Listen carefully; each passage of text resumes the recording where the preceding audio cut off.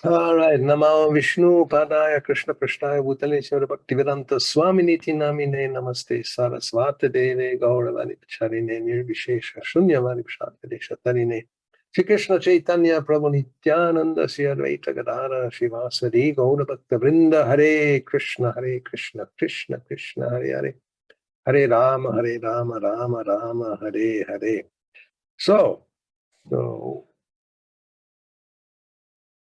ok, vamos a leer, supongo. Estamos...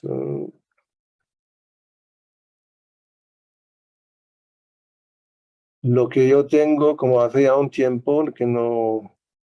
O sea, 2 semanas. Es ahora en el medio donde se empieza en su explicación Anivriti del Upadeshamrita Srila Bhaktisiddhanta Saraswati Thakur. Es así, ¿no? Ahí estamos. Me parece. O sea, él escribe que nuestra identificación con lo material crea 3 tipos de impulsos: el impulso de hablar, el impulso o exigencias de la mente y las exigencias del cuerpo. O sea, en realidad aquí Prabhupada terminó una sección donde ya se trató de todos los 6 impulsos y ahora empieza de nuevo con esa cita de Srila Bhaktisiddhanta sobre otra vez empezamos con hablar. La vida de la entidad viviente se torna desfavorable cuando cae víctima de estos 3 tipos de impulsos. Alguien que practica resistir a esas exigencias o impulsos es llamado un tapasvi, o sea, una persona que practica austeridades. Gracias a esa tapasya se puede dejar de ser una víctima de la energía material, la potencia externa de la suprema personalidad de Dios. Eso es el primer párrafo. Y luego ya se empieza eso otra vez con el impulso de hablar. Ok. Y va a ser 1, 2, con 2 citas del Bhagavatam, o sea, es una sección relativamente extensa. Algo sobre este párrafo, porque ahí hay también unas informaciones importantes. O sea, la vida de la entidad viviente se torna desfavorable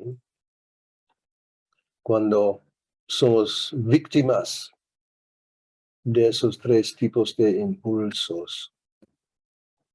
Si uno se vuelve como la expresión es godas, ¿no? Sirviente de los sentidos, y uno está a la merced de la energía externa, y la única manera de escapar de esa situación, aquí se habla de tapasya, y volver a ser un tapasvi, una persona que practica austeridad. Eso es un tema grande, la tapasya, y normalmente a nadie les gusta tapasya, eso es como muy típico. Pero Rishabhadeva habla de eso al principio del 5º capítulo, canto 5 a sus hijos, Tapodivyam putraka. Hay que practicar tapasya, que lo llama divyam, no cualquier tapasya, sino tapasya espiritual, tapasya divina. Tapodivyam putraka yena sattvam shudyet brahma saukyam tvanantam. El resultado, según Rishabhadeva, es que uno va a experimentar una Brahma Sukha, que es felicidad espiritual, que es anantam, que no tiene fin. Y lo otro es lo que Rishabhadeva describe en la primera parte del verso, el Kashtakaman, que es un tipo de disfrute material que en realidad es kashta, es doloroso. Uno intenta disfrutar de los sentidos burdos y normalmente siempre termina en algún tipo de frustración. Pero la mayoría estamos como, ¿cómo se puede decir? somos sí, víctimas, o sea, estamos cautivados, atados por la energía material a ese tipo de situación y a ver cómo se puede salir. O sea, tapasya es algo que es voluntario, eso es el punto, ¿no? Normalmente es voluntario. También hay tapasya que es como impuesto por la energía material, uno quiere o no, tiene que pasar por situaciones que no son de agrado, pero para sobrevivir, como la gente que trabaja por la noche, por ejemplo, ¿no? A veces es como forzada porque no hay otro trabajo y tiene que ganar algo.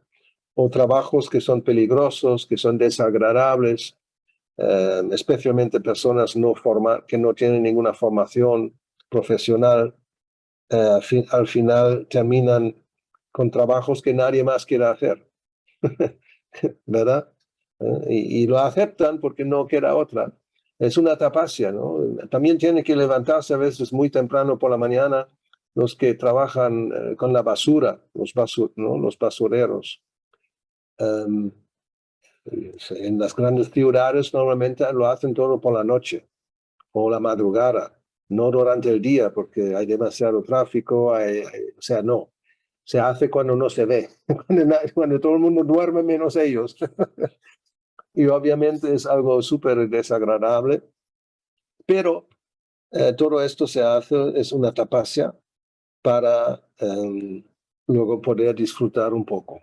Y eso es todo. Ahora, el devoto es diferente porque acepta una tapasya voluntariamente para lograr un fin superior. Y de eso habla Rishabdev cuando dice que hay que aceptar. Bueno, tapasya también se puede decir como restricciones, ¿no? Restricciones, los 4 principios regulativos, por ejemplo, es un tipo de tapasya, porque la entidad viviente tiene la tendencia natural, como se dice en el 11º canto, incluso de comer carne, de tomar algo para embriagarse. Obviamente el sexo es normal para hasta las hormigas y las moscas. Y luego el juego de azar, bueno, de ahí también, si se puede, cualquiera normalmente está implicado en algún tipo de esto. O sea, y no hacerlo es un tipo de, voluntariamente, no participar en ninguna de esas actividades es la tapasya que prácticamente es favorable, porque también hay tapasyas supuestamente espirituales que no son favorables. A ver si alguien podemos juntos pensar en ejemplos que están en las escrituras, en los libros de Prabhupada, sobre tapasya demoníaca. Las que torturan el cuerpo, por ejemplo. Como ¿Las que? Hiranyakashipu. Torturan el cuerpo. Torturan el cuerpo. Bien, bueno, uno puede decir, pero no comer lo que me gusta también es una tortura para mí. Pero sí, eso está en Bhagavad Gita, ¿verdad? Ese tipo de tapasya que es tamaguna o rajaguna, que tortura el cuerpo, Krishna dice que esto tampoco es recomendada. Pero yo pensaba en otra tapasya que también en realidad puede ser que sí, incluye torturar el cuerpo, pero que está descrita en el Bhagavatam, por ejemplo. A ver, Hiranyakashipu, brother. eso es el más famoso para mí, porque es tan extraordinaria, ¿no? La tapasya que él, ¿cómo era? Él se va a esa montaña, ¿no? Mandara, creo que es la montaña, sobre una sola pierna, ¿no? Meditando, no sé si es meditando lo que hace, y al final, que son las hormigas, ¿no? Las termitas que le comen el cuerpo, solamente queda el hueso prácticamente, pero sigue vivo con el aire vital circulando así, y claro, ya viene Brahma y dice, a ver, ¿qué quieres, no? Y con el Kamandalu le trae un poco de unas gotitas de néctar y se recupera el cuerpo, pero es súper potente. O sea, la gente hace eso, tipo de tapasya para ganar poder. Uno se vuelve muy poderoso si uno lleva a cabo tapasya. tanto a nivel material como a nivel espiritual también. Eso también, o sea, uno adquiere ciertos tejas sí, un poder espiritual cuando la persona lleva a cabo una vida de tapasvi. Y las personas que simplemente se dejan llevar por los sentidos y sin restricción, prácticamente se vuelven muy débiles en todos los aspectos, débiles mentales, débiles físicas, ¿no? Las debilidades vienen a nivel físico y, en fin. Más, a lo mejor algunos ejemplos más que podemos tener. Bueno, ese de torturar el cuerpo, hay un demonio también muy famoso que hizo esto. A ver, ¿quién se recuerda? Uno que adora a Shiva. Se estaba cortando la carne del cuerpo, ¿eh? Hasta que Shiva dice, vale, ¿qué quieres? ¿Y qué quería? Tocar la cabeza aquí, a ver, cualquier cabeza que tengo ahí, tocarla y la explota. O sea, uno hace tapasya para tener ese tipo de poder. Eso sí es mucha tamaguna.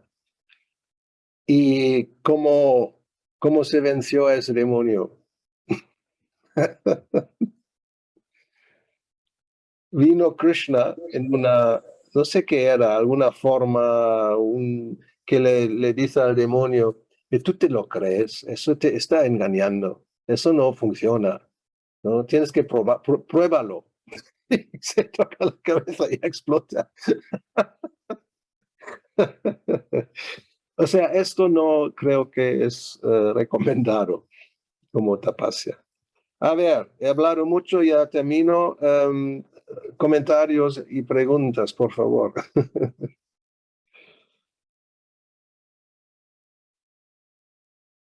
A ver, mano, ¿cómo no? ¿Quién de los dos? ¿Akshaya Akshay.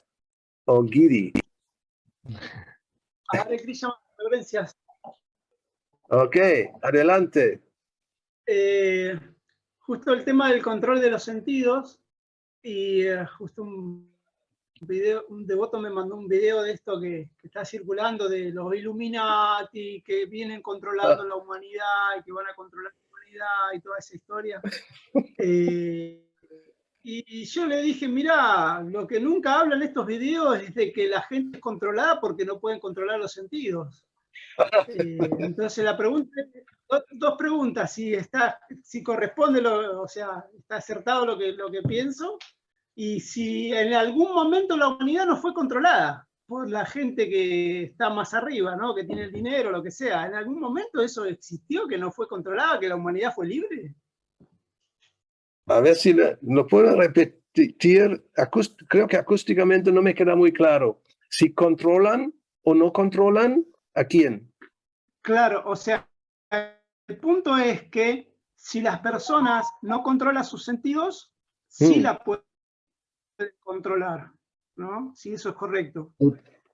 La conexión si la es, humanidad... también se corta a veces la conexión, entonces pierdo alguna palabra. A ver, yo repito, esas personas que no controlan sus propios sentidos, pero sí podrán controlar a otros, ¿no? No, no? Maharaj, no. Es A ver, que las personas son controladas por estos supuestos líderes, sí, porque ellos mismos no controlan sus sentidos. O sea, las personas no controlan los sentidos. claro, sí, eso es verdad. Porque la persona que puede controlar los sentidos queda en cierto modo, ¿cómo podemos decirlo? Protegida. Bueno, protegida o más bien desapegada. O sea, si, como no, los 6 Goswamis, que son nuestros ejemplos, porque aquí se trata en el Uparishamrita en realidad de esto, ¿no? De estos 6 impulsos, si se controlan, uno se vuelve un Goswami. Y, por ejemplo, hoy justo escuché acerca de Raghunath Das Goswami, que era hijo de una persona muy rica. Y el abuelo, o sea, el tío. Son dos hermanos que son como recaudadores de puestos y ganan, o sea, ganan una cantidad enorme. Entonces, Raghunath Das quiere volverse, o sea, quiere unirse a Chaitanya Mahaprabhu. Y los padres no quieren. Entonces hay esa situación típica, ¿no? Un joven quiere la vida espiritual y los padres quieren que sea una persona que disfrute de la vida con todo el dinero que tenga. Y como él es luego el ejemplo de la renuncia o de la tapasya, del desapego. Y de tal extremo que primero no acepta el dinero que le manda el padre para su sustento. Es como, ¿no? Es muy fácil. Cada mes le envió dinero y al principio lo usó para organizar festivales para los devotos en Jagannath Puri. Luego lo dejó. Luego empezó a ver para comer, pedir como limosnas en la calle. Se puso al lado de la puerta del Singadvara. Y cuando Chaitanya Mahaprabhu, cada vez que escuchó que le dijeron que, bueno, ahora ya no hace esto, ahora va a simplemente pedir limosna ahí. Dice, oh, muy bien.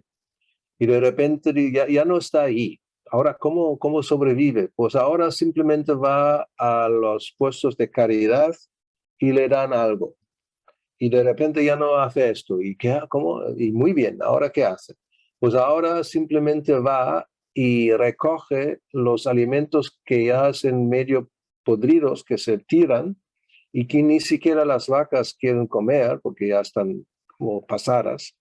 Pero él recoge el arroz y se lo lava y luego coge lo de dentro, o sea, una no renuncia extrema. Quiere decir, cuando uno se vuelve tan renunciante, no está controlado por nadie prácticamente. Uno, como no tiene necesidades prácticamente del cuerpo, no tiene que trabajar, por ejemplo, ¿no? O sea, el control viene cuando uno está obligado a trabajar y está a la merced de otras personas, etcétera, etcétera. Entonces, él no necesitaba ni lugar para poder vivir bajo un árbol, comer lo que encuentre, porque no es que necesita ganar algo para la comida. O sea, en ese sentido, alguien que controla los sentidos, como él es ese ejemplo, que queda completamente libre, ¿no? Liberado, no depende de nadie. Lo opuesto es la persona que sí tiene los sentidos descontrolados y hace cualquier cosa para obtener el disfrute, ¿no? Y a veces las personas incluso ¿cómo se puede decir? Tengo que buscar la palabra rápidamente en el diccionario porque no me viene, pero es una palabra importante. A ver, español, alemán. A ver.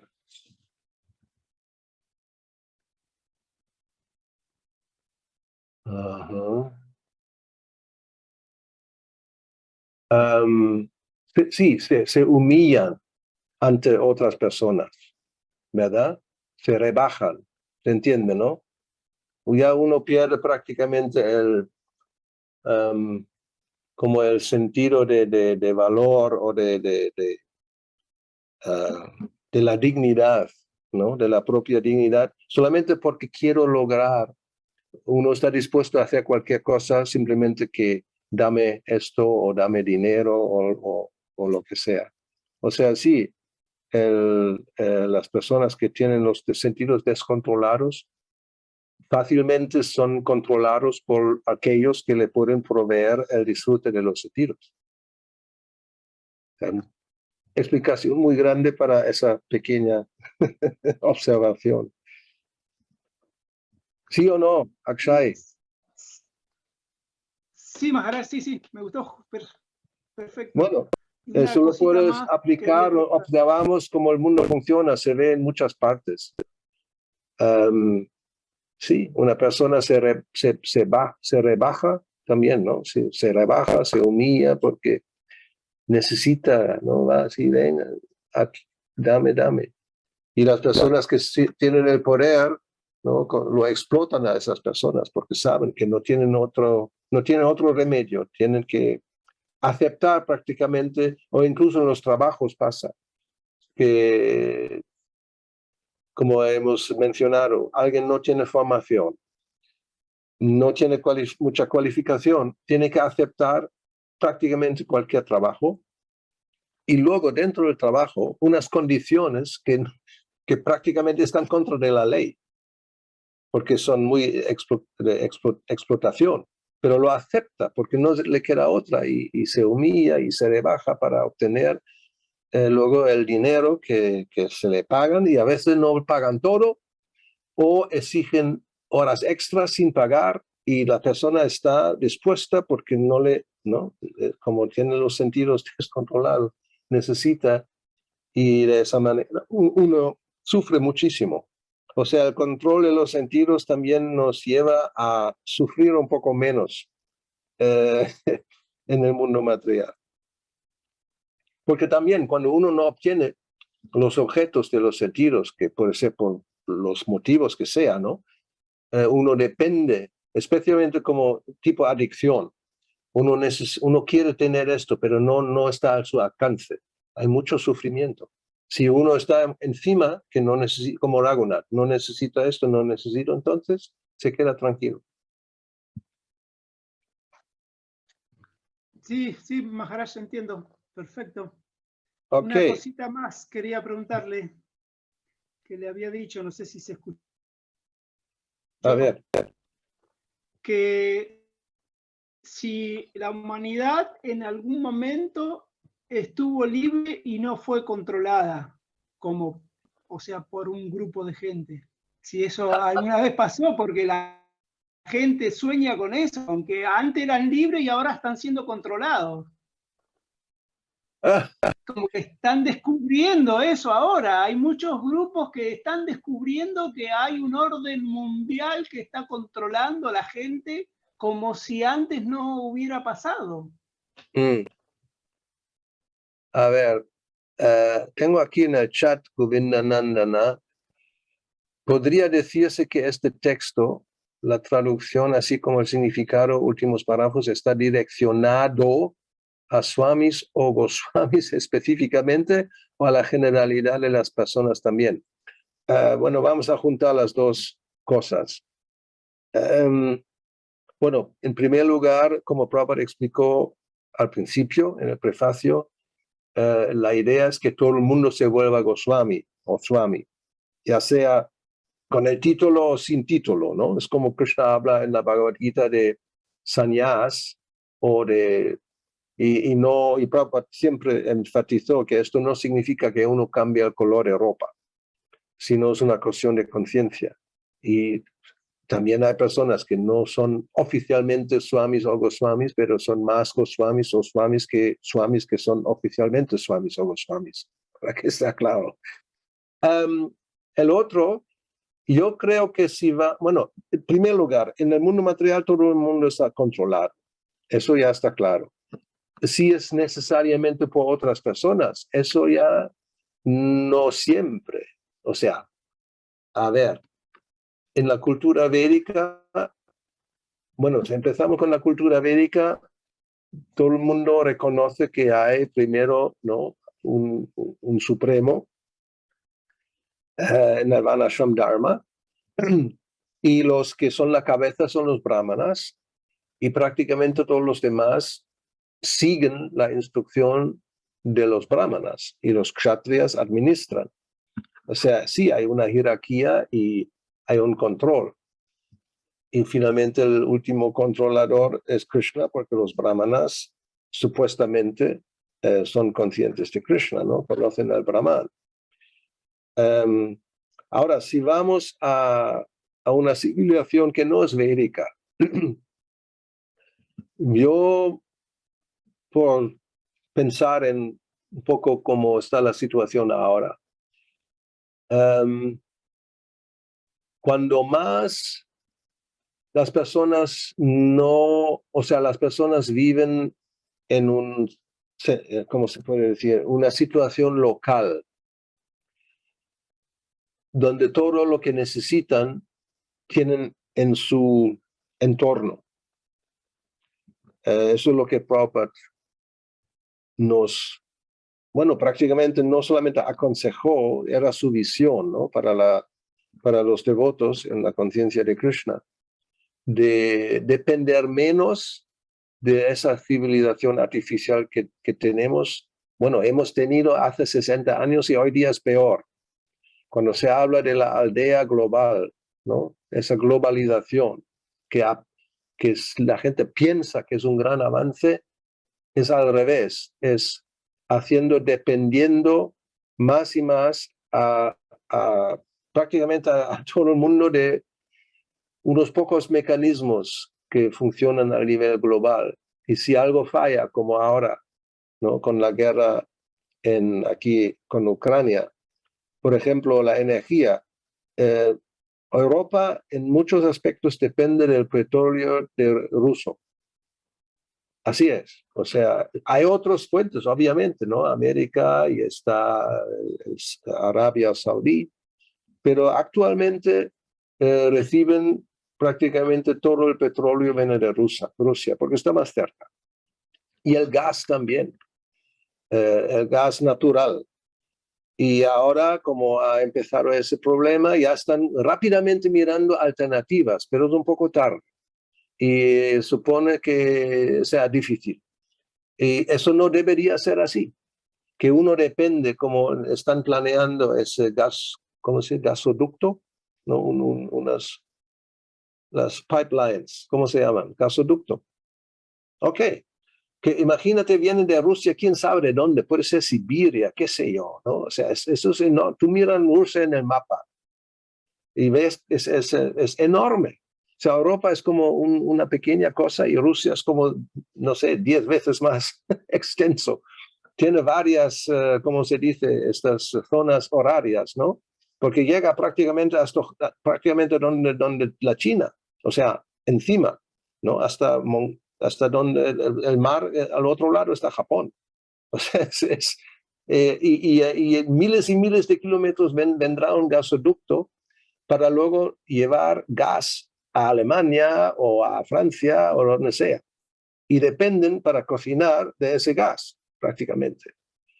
Y luego si alguien cierra el gasoducto, no hay más gas. O sea, esto es, ¿no? Una locura. En vez de tener algo local, que ni transporte debería ser necesario. Ahora, si alguien quiere comer en una ciudad, depende que los alimentos se transportan, ¿no? Santiago o Buenos Aires o Córdoba, donde sea. Si no hay transporte, no vais a comer. Así de sencillo. Y una ciudad más grande, cualquiera, en Madrid ha pasado, el transporte había huelga por no sé cuántos días y los estanterías en los supermercados estaban vaciándose y no vino más producto. Entonces la gente se desesperaba. ¿Qué va a pasar? Porque nadie tiene una huerta. E incluso si tiene una huerta, pues ¿para cuántos días? Y si es enero, o sea, en invierno, no van a tener nada. El punto es que cuando hay solamente aldeas pequeñas, o sea, como vamos a unos cuantos cientos años atrás, eso de la globalización no existía. Entonces, cada uno en su sitio produce lo que necesita y vive independiente dentro de lo que es la dependencia del mundo material, no la energía material. Pero hoy día es peor, cuando es maya, cuando pensamos que estamos avanzando con la tecnología, etcétera, etcétera, etcétera, nos hacemos más y más y más y más dependientes. Incluso el sistema financiero, que es todo artificial. Ahora resulta, como todo va por el ciberespacio, cuando alguien introduce un virus, un un hack o lo que sea, puede paralizar un país entero, ¿no? Como ahora los rusos atacan a los bancos de Ucrania o lo que sea, ¿no? Con algunas cosas, como todo funciona a ese nivel y de repente no puedes hacer transacciones en el banco porque está todo, o sea, el disco duro se ha desaparecido, ¿no? Todo borrado. O sea, esas cosas son ejemplos que esa globalización nos hace más y más esclavos en vez de cuando todo es local, no dependes de lo que está pasando en otro sitio. Ahora sí, algo pasa en un sitio y repercuta prácticamente el mundo entero. En fin, es unas ideas, o sea, unos pensamientos al respecto. O sea, el control aumenta cuando la interdependencia, ¿no? de los pueblos o de las naciones o de la gente en general es así.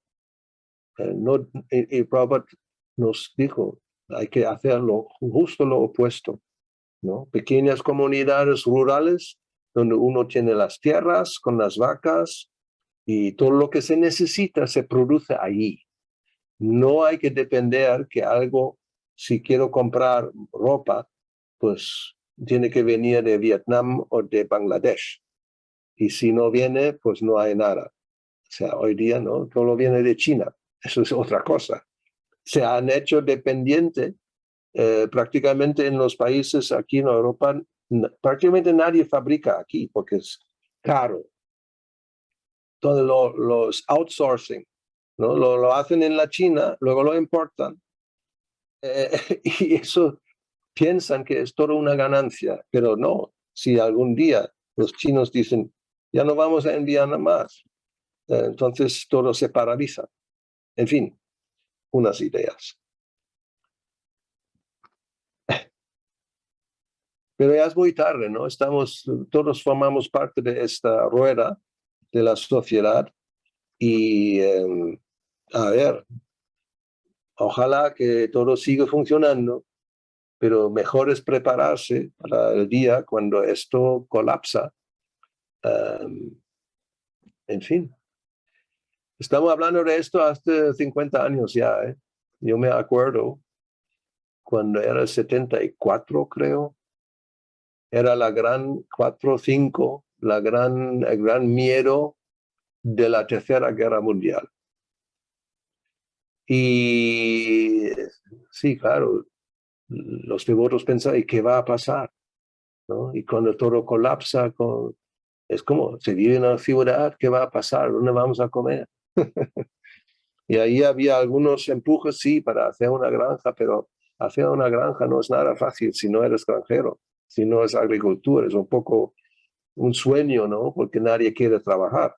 Todo el mundo quiere mandar, pero trabajar la tierra cada día, o sea, en fin, finalmente no ha pasado nada y aquí estamos ahora, después de 50 años, no había Tercera Guerra Mundial, todo ha funcionado, todo sigue funcionando y estamos un poco más o menos relajados.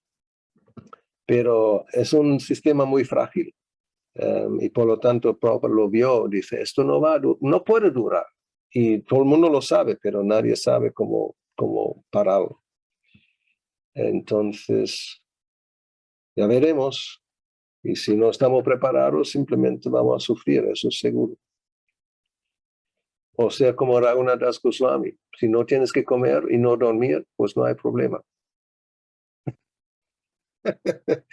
¿No? Se dice que él comió cada 2 días un poquito así de mantequilla o algo así, un producto lácteo, y eso era todo. Pero no es para todo el mundo ese tipo de renuncia y no necesitar, que no se necesitan tantas cosas que estamos acostumbrados a tenerlos siempre, en cualquier momento, ¿no? Es así. En fin, estamos un poco así en esa situación ahora, nadie sabe lo que va a pasar. Pero el mundo material es así, ¿eh? En cualquier momento cualquier cosa puede pasar, entonces Dependemos de lo que Krishna finalmente nos depara. Ok, ¿qué más cosas?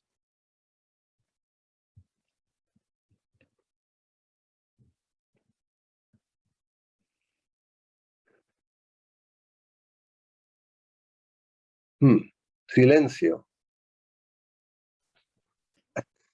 Yo tengo una pregunta, pero que está un poco más adelante, por eso quería esperar si alguien tiene alguna pregunta al respecto. Sí, bueno, estamos con el párrafo todavía. A ver.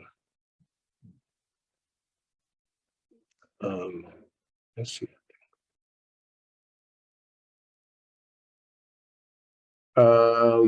Bueno, el tema era Tapasya, y si no, podemos seguir con lo siguiente, pero el tema va a ser no solamente para hoy, creo que, porque es largo, será el impulso de hablar. O sea, si no hay más sobre lo que hemos leído, ese primer párrafo, podemos empezar con lo que sigue. ¿Ok? Cuando mencionamos el impulso de hablar, nos referimos a las pláticas inútiles. Esa palabra no se usa en España, pláticas. Tales como las de filósofos impersonales Mayavadi o las de personas ocupadas en actividades fruitivas, técnicamente llamadas karma kanda, o las de personas materialistas que solo quieren disfrutar de la vida sin ninguna restricción. Todas esas pláticas. ¿Qué es una plática? Conversación. Conversación. Conversación, a ver, plática. Plática, ¿qué? Ah, bueno, vale. Una conversación. Una charla. En España dirían charlar con alguien. Aquí se habla entonces de eso, de hablar o de publicar, ¿no? Publicaciones también entran en esa definición. Mucha gente está hablando tonterías y escribiendo volúmenes de libros inútiles, y todo esto es el resultado del impulso de hablar. Para contrarrestar esta tendencia debemos encauzar nuestras pláticas hacia el tema de Krishna. Eso explica en el Srimad Bhagavatam, famosos versos, 2 versos, 5º capítulo, 1er canto, 10 y 11.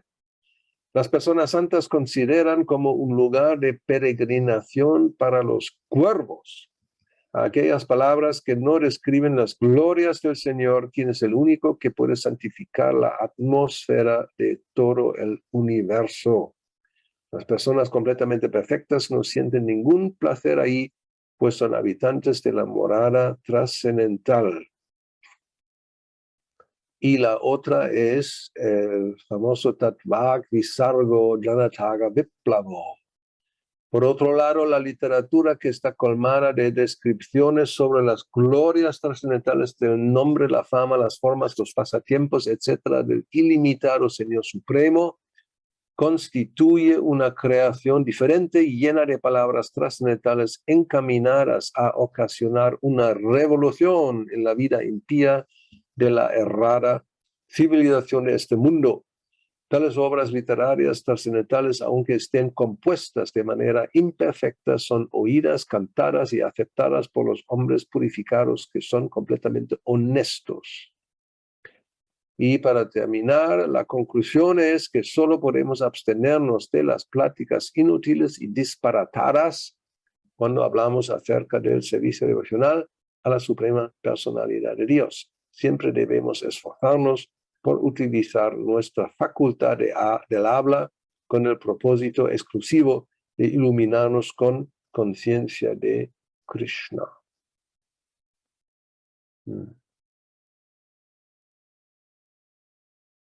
Sí, hoy día con los móviles de España o los celulares en Sudamérica, esa tendencia de las pláticas inútiles se ha multiplicado por no sé la cifra, no por 10, no por 100, no por 1000.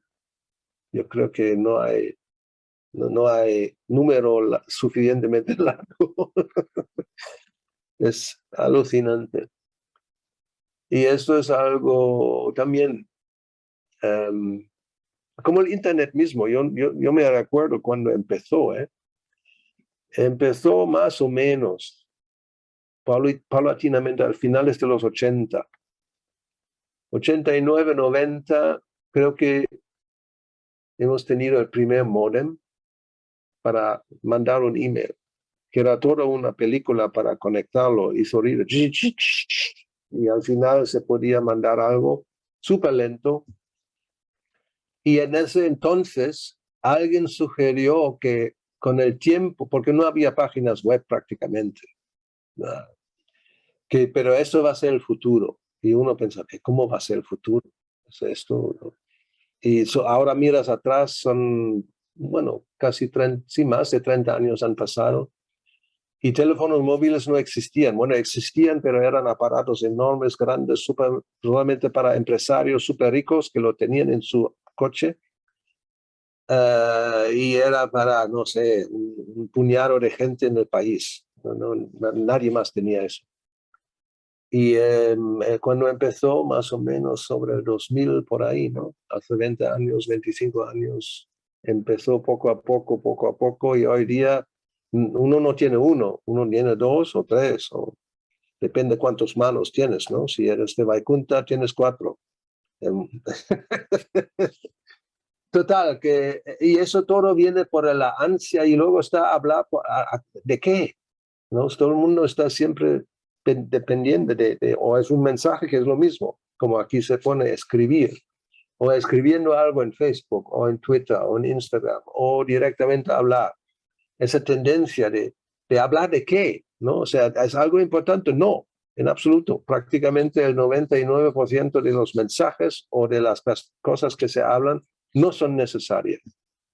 Y eso todo, como ahora en ese primer verso no, en el siguiente verso se va a decir, cuando uno se implica demasiado en esto, prácticamente destruye el servicio devocional. O sea, muy peligroso.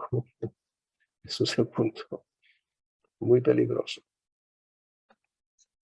Porque llena la conciencia con pensamientos y ideas que, pues, son de Maya, prácticamente hablando, ¿no? O sea, no tiene nada que ver con Krishna, y uno está pendiente y siempre ocupado y no hay tiempo para otras cosas. O sea, es como la televisión, ¿no?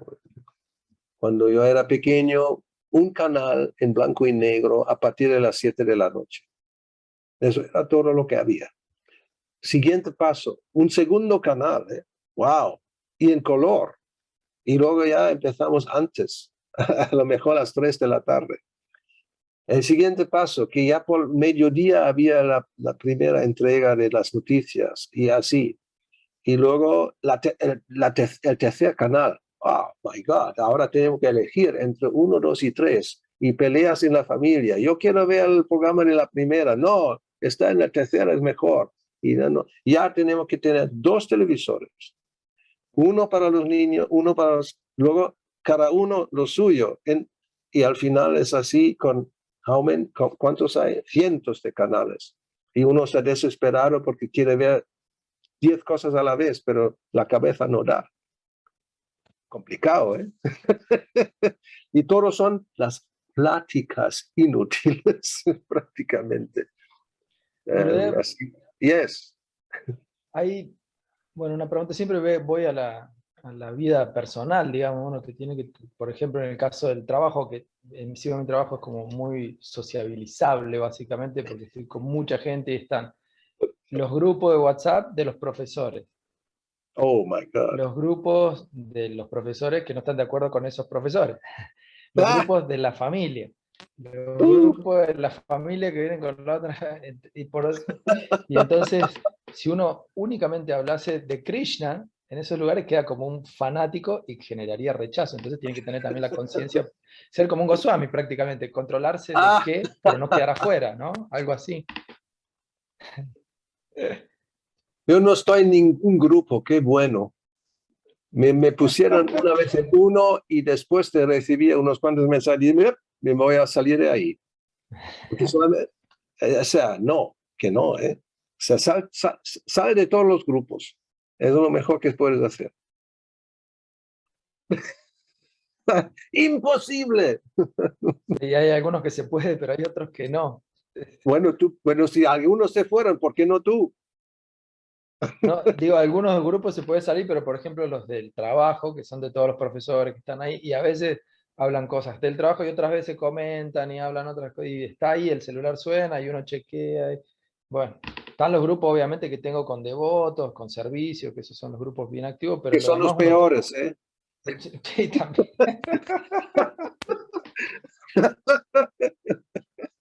Yo me salí de esos, de los grupos de los devotos, porque y sí, suena, plan, plan, plan, mira, a ver, no, ya, o lo apagas y ya está. Y lo mío es al final del día, los 150 mensajes que se han acumulado. Y se La enojan pregunta... porque no has respondido a tiempo, ¿eh? Sí. No, es Kali Yuga, muy, muy pesado esto. Pero eso, por ejemplo, el devoto, o sea, la pregunta es, nosotros lo que tenemos como armas son los principios, y bueno, esto es sadhusanga y estar en contacto permanente para poder también, digamos, interactuar en el mundo material por el deber que nos corresponde, por el tiempo, por lo menos que sea, pero mantenernos a la vez afuera, ¿no? ¿Ya? Pues suerte. Muy difícil, ¿eh? Muy difícil. A ver si algún día se apaga todo esto, a ver. Y ya, y todo el mundo va a pensar que cómo vamos a vivir sin, no va a ser posible. Pues sí, será posible, ¿eh? Nunca no lo creemos. O sea, hubo un tiempo que no hubo ni teléfono, ni televisión, no hubo ni electricidad. ¡Ah! Dios.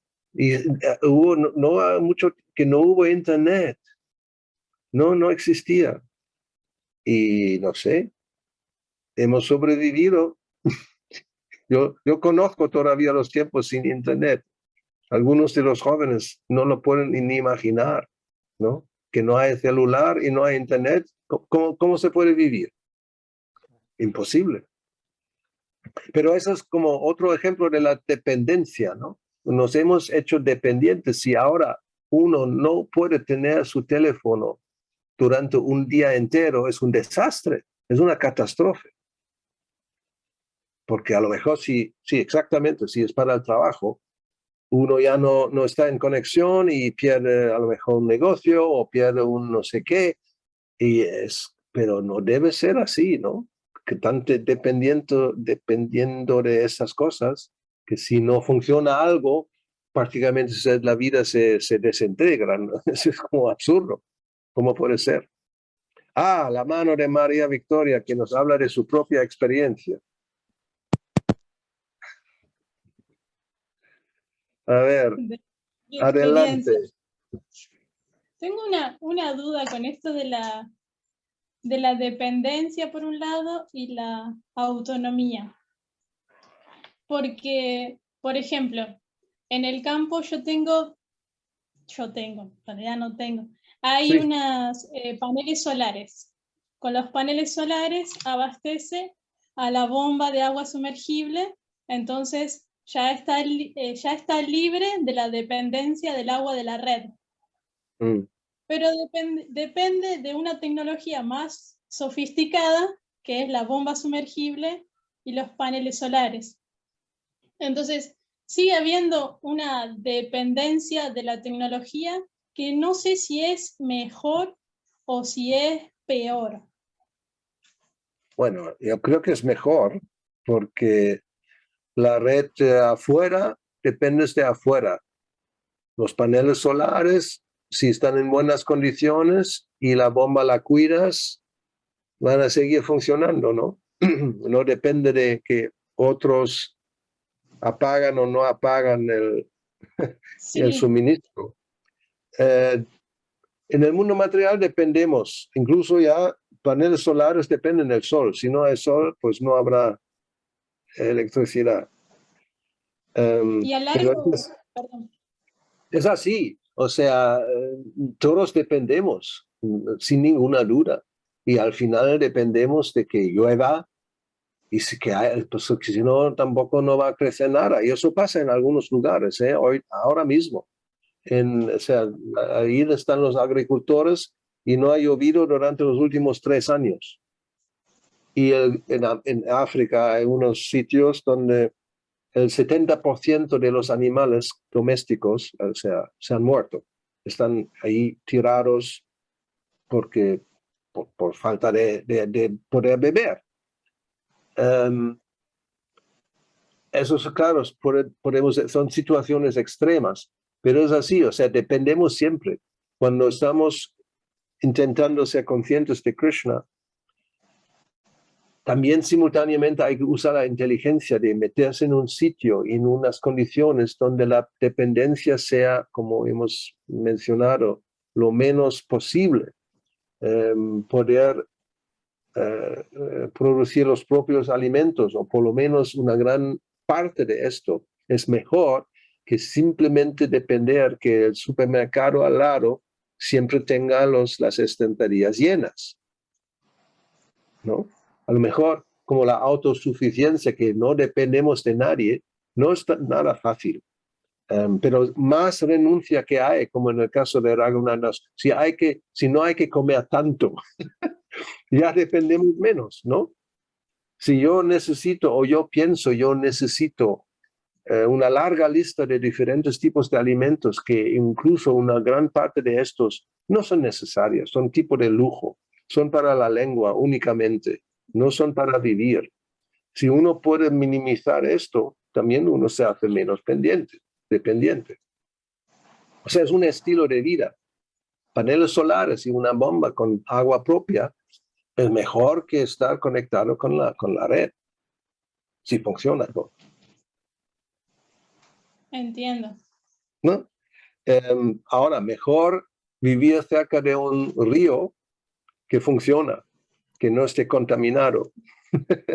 En Chile hay, Yo estuve ahí, ¿cómo se llama? Coyhaique.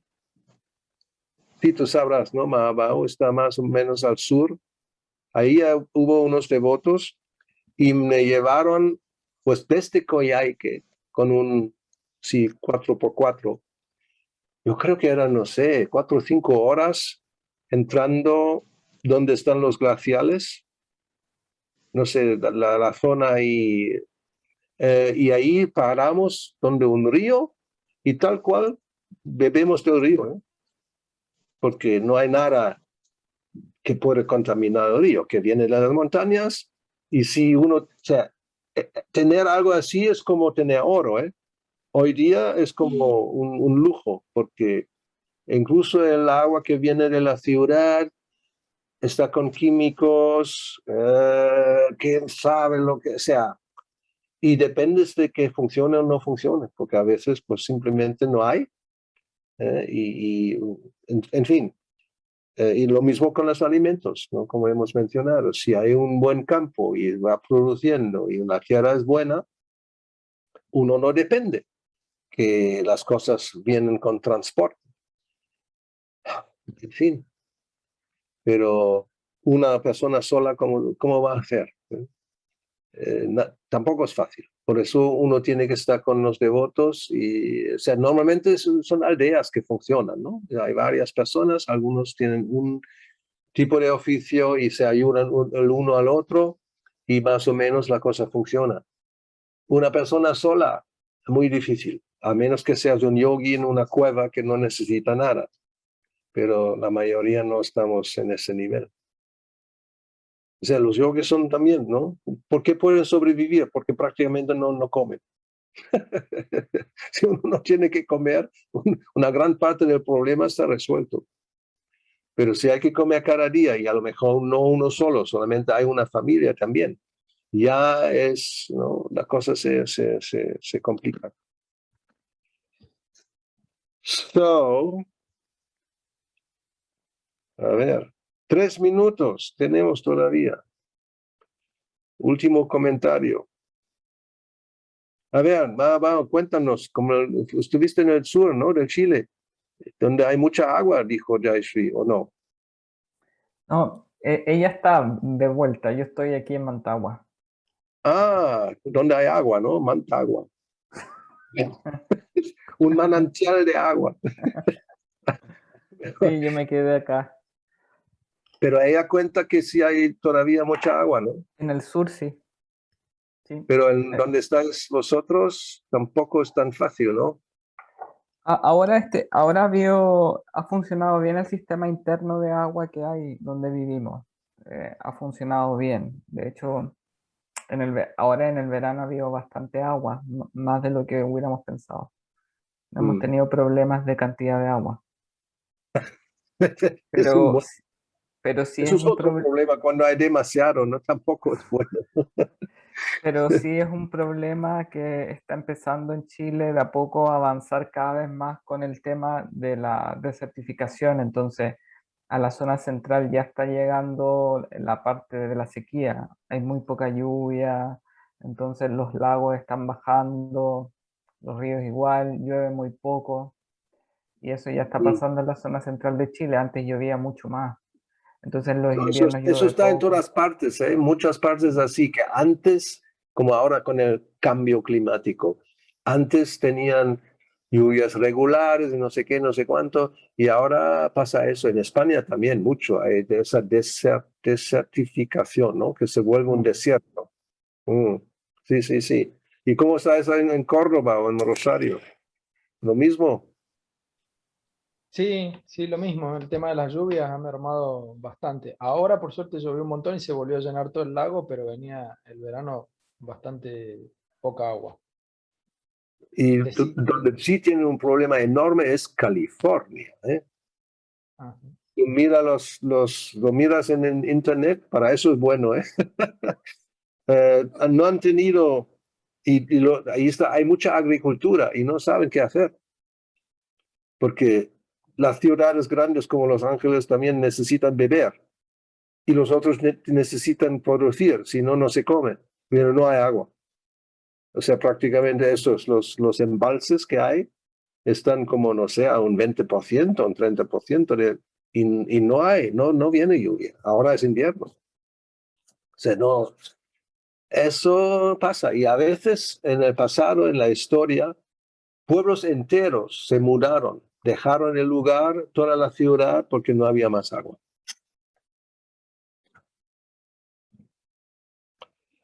O sea, dependemos de Indra, ¿no? Hay que adorar un poco a Indra, parece. El famoso Indra Yagi. Pero esto, no me quiero ni imaginar estos 5.000 años de Cali y yo en 60 años pienso que va a ser un desastre, no me quiero imaginar en miles lo que puede llegar a ser esto. Porque No se va a por poder eso ni tenemos habitar. que escaparnos cuanto antes. No volver, ¿eh? No una buena idea. All right. Pues nada, tenemos las 5:01 y me voy a despedir, tomar algo de prasadam. Ok, normalmente hasta la próxima, si no pasa algo inusual que puede pasar, pero de momento hasta la semana que viene, ¿no? Gracias, brother. Ya Prabhupada aquí Jai, Hare Krishna. Ya, Bhakti Gauravani Goswami Maharaj ki Jai. Hare Krishna. Hari Bol a todos. Hare Krishna.